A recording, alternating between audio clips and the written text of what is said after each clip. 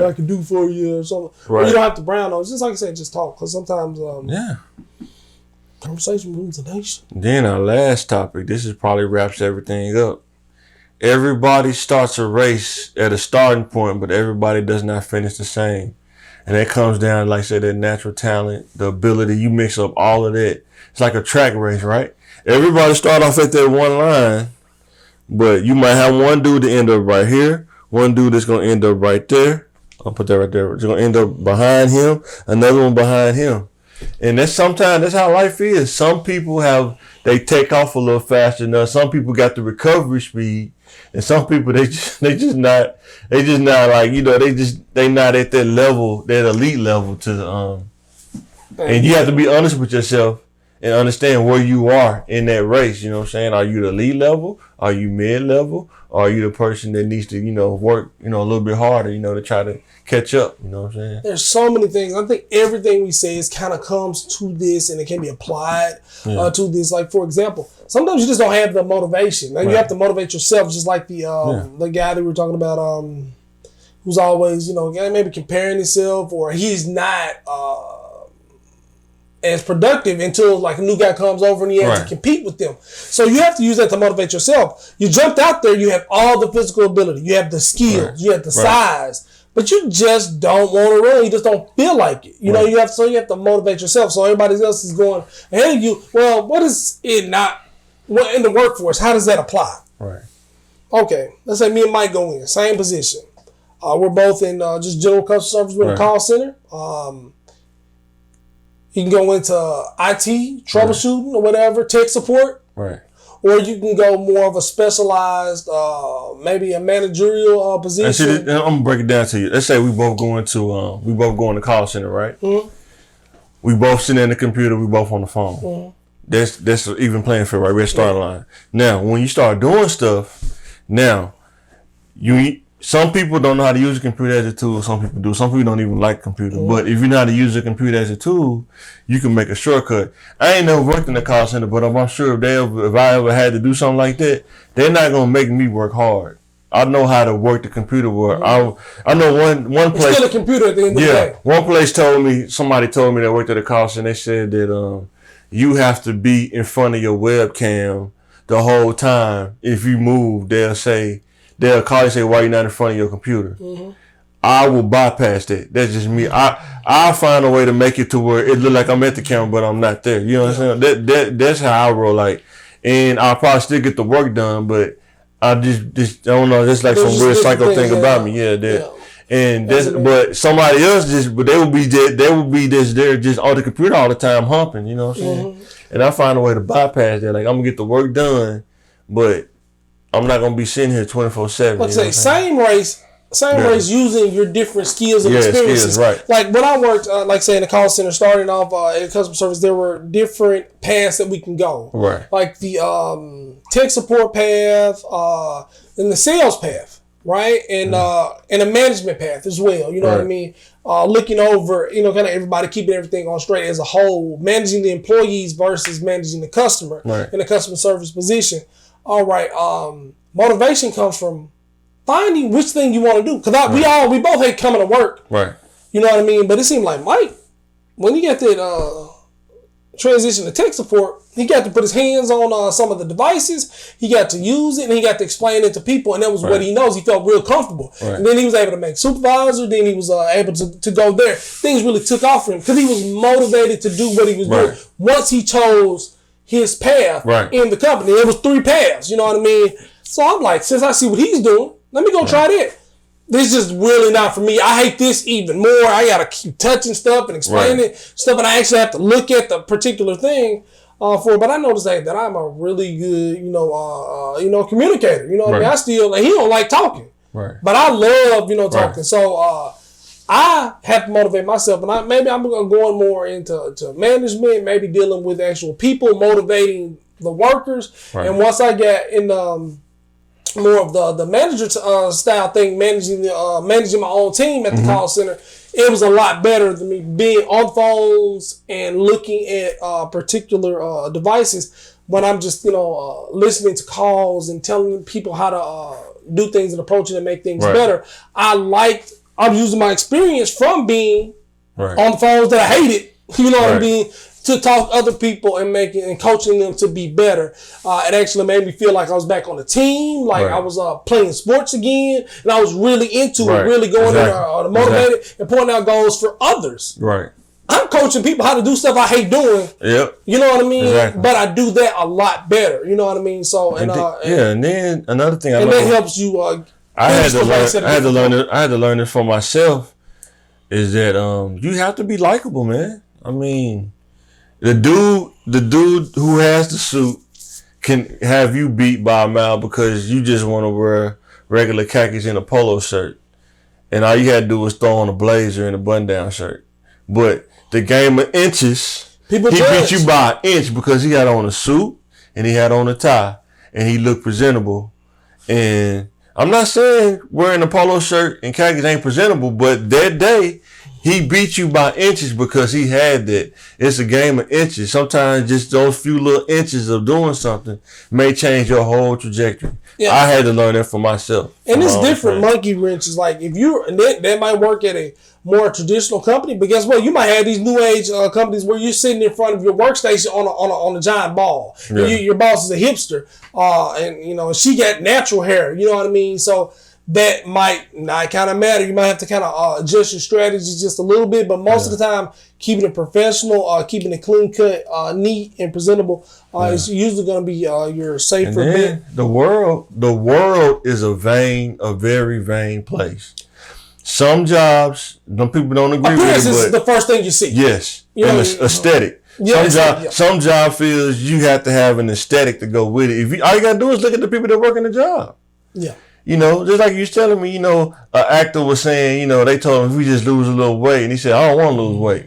I want to be who I am. Okay, be who you are. You're not gonna get the job now. You're gonna be sitting with the people who look like you. Yes, exactly. You don't look like. Do you look like You know Tom what I'm Cruise, Will Smith? Like what? Those are people getting started. Now I'm sorry. Now I am 100% sorry. I think you should look how you look. You should be who you are. take it somewhere. I'm sorry. Yeah, exactly. Some people might judge you by those things. You know what I mean? We're just not at a place like that. Right. And we're talking about pay inequality earlier. Like we're already seeing you're stepping into a world that is not fair. It's not. Just because she's a woman, she gets paid less. Yeah. You know what I mean? You're openly homosexual. They're not supposed to judge you like that. They're not supposed to not hire you. But you think they're going to put on paper, oh, well, he's homosexual, we're not going to do this. Well, she's a woman, we're not going to pay her this much. No, they're not going to write that. They're not going to write some other reason. Exactly. But they're in there, like I said, they're in control like that. Right. You know what I mean? And you got to try to prove it. It's good luck doing that. And it's one of those things that is, with freedom and discretion, Yeah. how do you Comes with great control that responsibility. from discrimination? Right. Like, if I get to choose who I hire at my own discretion, and it's my freedom, Yeah. how can you tell me that you can't tell me why I'm not hiring you? And I don't have to tell you why I'm not hiring you either. Right. Really, I can just write, we feel like you want to get That's why you got to give yourself the best chance possible. So even if you don't get it, say, hey, I gave it my best. I'm moving on. I'll be ready for the next one. Sometimes, You might get that one if you give your sometimes it's chance not the their best. best. shot. You know what I mean? It's not your business, it's their business. Right. You know what I'm saying? So yeah. Fake till you make it. But a lot of people don't like that term because you're supposed to keep it real all the time. We're supposed to keep it real. You go up in the hood, that's not, you can't fake it till you make it. Well, I guess going to McClellan, we couldn't do, you can't. Because you're going to be tested. Yeah. And I promise, fake it till you make it is great. But like we were talking about, and you were talking about the Browns, hating on everybody else, and sometimes you have to prove yourself. Your number going to come up. And let's get you clear. got to do your work. Some people like to be brown nose too. Oh, yeah. You know what I'm saying? So they won't test. Sometimes you got to know that, okay, this guy this person clearly likes to be brown nose, and because I'm not a brown noser, it's probably some things I'm not going to get. It's just the reality. But guess what? That comes with not being a brown noser. I get it. You know what I'm saying? This brown nose is going to get more probably preferential treatment than I get because they brown nose. But guess what? I don't want their privilege. If this is what it takes, I don't need that. I'm good. But I thought you said you was trying to give yourself the best chance. But yeah, that's subjective though. I mean, it's based on each person. Each You just said, exactly. I mean, that's the whole thing. It's all about choice. Like you said, it's all about choices, man. You know what I mean? I've seen the path of brown noses. I feel like wearing a tie is kind of brown nosing to the company or this. So? No, I mean I don't really feel like that, but a person could feel like that. Like you're playing the role, you're doing it all the time. You're brown nosing, and that's fine. You know what I mean? That's fine. You know, but.